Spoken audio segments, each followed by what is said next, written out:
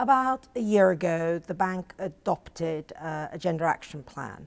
And this came into being because it had been recognised since a few years ago that women were being affected differently by the transition. And I think this maybe came as a bit of a surprise to everybody working here. I mean, taking the history of the region, where during the former communist period, huge access for women to employment, the workplace, access to education. Transition from a centrally planned economy has been difficult for all different groups of people, for men and women. For women, it has been related to their access to the workplace. There haven't been as many care facilities associated with the workplace, which meant women have had to juggle their caring duties and their workplace duties, and often the workplace or their career have had to lose out. Firstly is that we want the bank's benefits to be able to be shared equally. I mean, by customers, by the population, that we feel that transition should be, equally beneficial. And we also think that it was a lost business opportunity. I mean, if companies aren't taking advantage of the skills that women have to offer, then they're not operating as efficiently as they might do.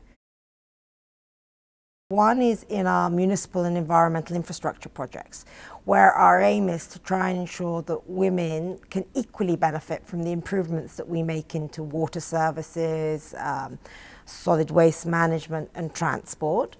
And then on our other side is what we call equal opportunities initiatives, where we work with companies to see how they can manage their human resources in a way that gives equitable access to women to progress or to train. So, for example, in this case, we would check to see that training times for women are not outside the work hours, because that would inevitably mean that women wouldn't be able to attend.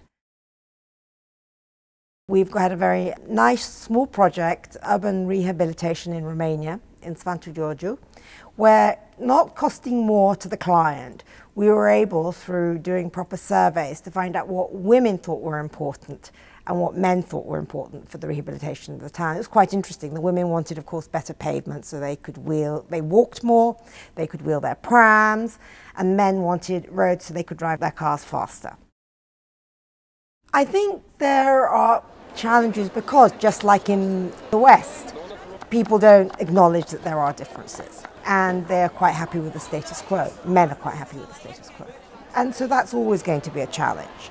The other issue is that there still hasn't been the growing awareness of how women have lost out during the transition. So some people are still in the mentality, but we have equal education, we have equal opportunities, but they don't realize that all the things that go around that, for example, access to finance or facilities in the workplace, might not help women progress as far.